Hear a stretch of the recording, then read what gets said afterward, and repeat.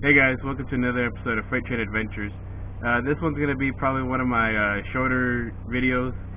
It's just going to be over how to replace your lockout hubs with either worn hubs or any other type of hub for you. In my case, I'm going to be replacing my hubs here with worn hubs, and so we're going to do that, and I'll show you how to do that. Alright guys, so first things first, you're going to want to remove either your hubcap from your rib, or in my case, this cap here with the star on it. In my case, it's four bolts that hold this cap on, and then we can get access to the lockout hubs. So we'll go ahead and do that.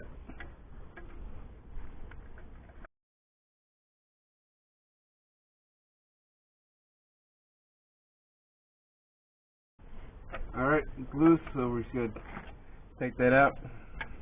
And you set either your hubcap or your whatever cap you got to the side.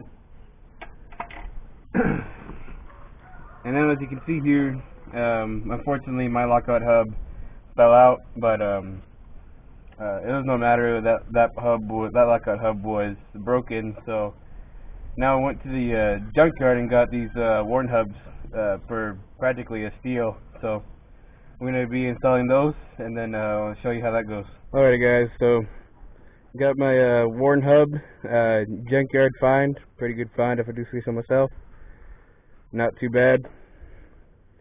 We're just going to put it right in there.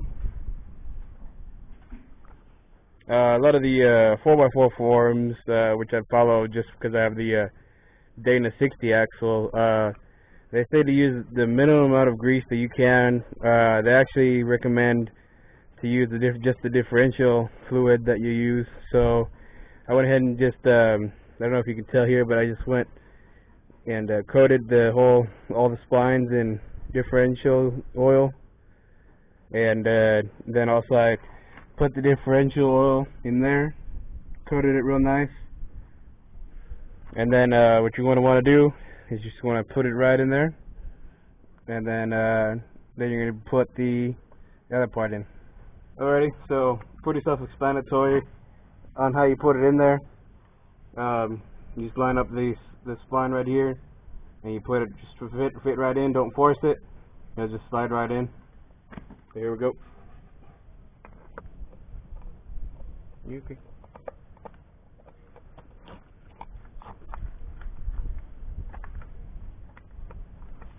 Alrighty, there she is. And it's important to keep that screw that's in these worn hubs, because there's a spring behind this right here, and if you don't keep that in while you're installing the hub, it'll just pop right out, and you got to clean it again. So make sure you get that screws in there, and like I said, don't force it, just find its spot and it'll just slide right in. So right now I'm pretty good secure in there. I think I'm pretty much all the way in. Now we're going to get the retaining ring and put it on right there. Alright guys, so got my retaining ring here. As you can see, it's like, I would explain it kind of like a slinky ring, kind of. You got that going on there. I also clean this up as well. On this one, Warren Hubs recommends to bend out that tab right there. It's about 5 to 10 degrees. That way, when you want to service these hubs again, you just pull it with a pair of pliers, and you go to circular motion on the way out. So to put these in, you start with the back tab, you start putting it in, and then you go in a spiral motion until you're all the way in. So go ahead and do that.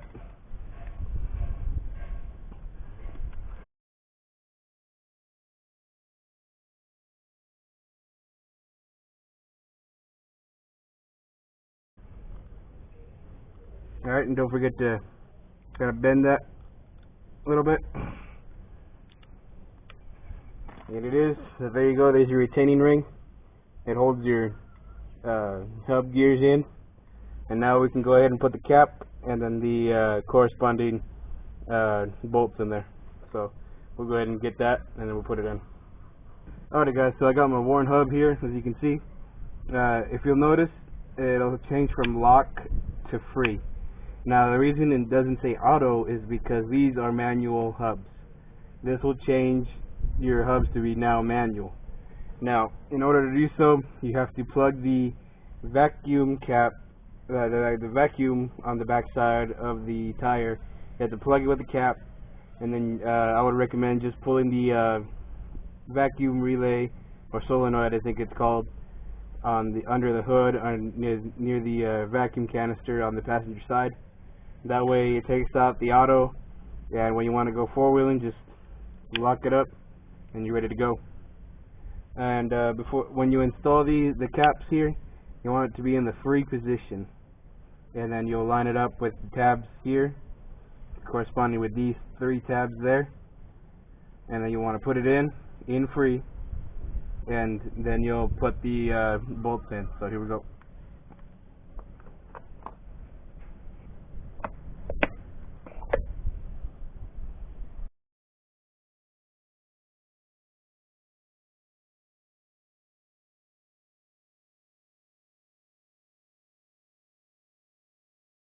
Alright guys, so as you can see, I tied them in crisscross fashion here, just so that cap will sit in, because you got an O-ring that'll make contact with that retaining ring back there, and it'll help push it in, and then this way it'll help secure your hub from falling out, just like this last one did on me, because it was the older one. So now you got it in, so now we're going to do the other side, clean that one up, and then put it in. Alright guys, so like I said, the other side decided to spit out the lockout hub head, but this side decided to stay in.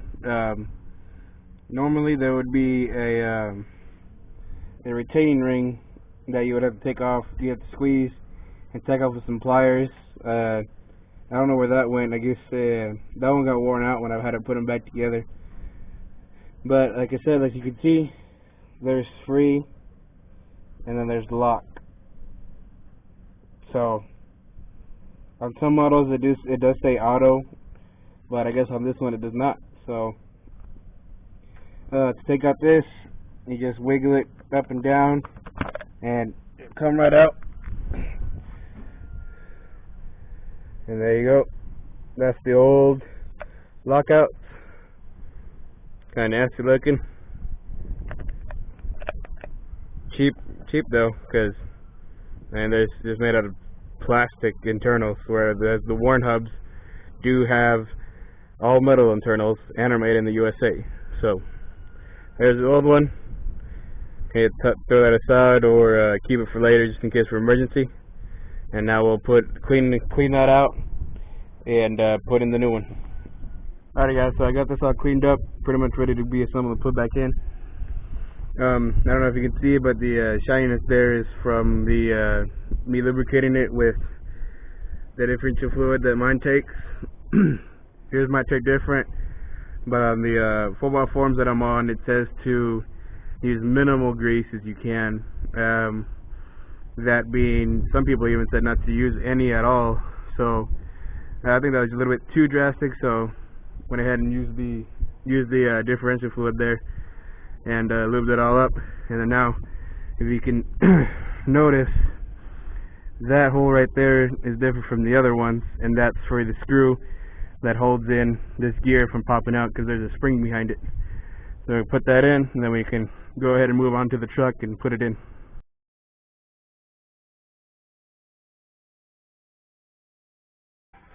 Alrighty, there you go. She's ready to be put in. And there's the backside view. That's where the input shaft goes there. And as you can see, it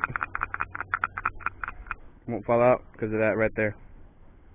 So let's go ahead and put this in before it starts raining on me.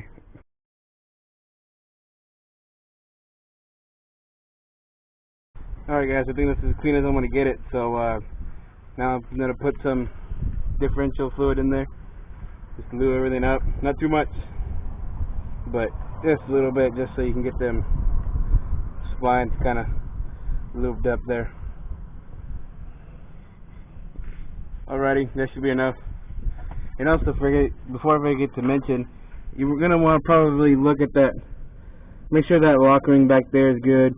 Make sure they're not moving around. Make sure that's good. But as you can see, there you go. Now time to put that new one in. Alright, there's our new one. All lubed up, ready to go. So I'm just going to put it in like the last one. said, don't force it. It should just go in nice and smoothly. You gotta turn around a little bit.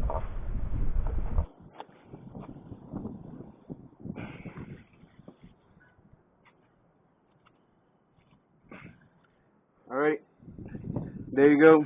Now time to put that retaining in ring like last time, and then seal her up. Alright guys, so just like last time, there's our retaining ring there. I already got it bent up. Already got it a little bit bent, about 5 degrees or so.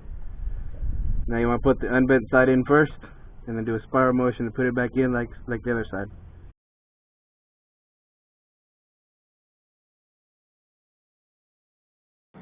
Okay, so this is the back part of the hub where you actually lock it. Now this outside right here, this is where this O-ring goes. On the other side, it was pretty much placed in there already, so it just goes in there like that. Shouldn't require a bunch of stretching. Should just go in pretty easy. So there you go. And also make sure that it is in the free position before you install it in the hub. And then just go ahead and put those bolts in and you're ready to go. Alright, I'm going to secure these bolts in a crisscross pattern. That way the cap goes flush with the hub right here. So just go in a crisscross pattern.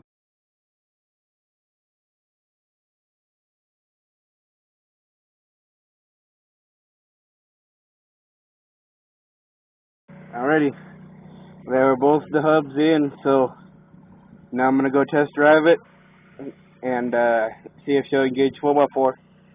Alrighty guys, well, there you go. I got both my lockout hubs in. They feel great.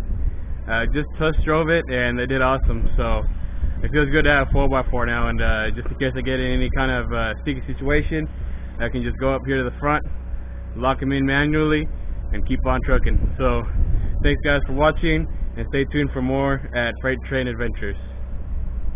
And also don't forget to leave a like, comment, and subscribe for more content later on.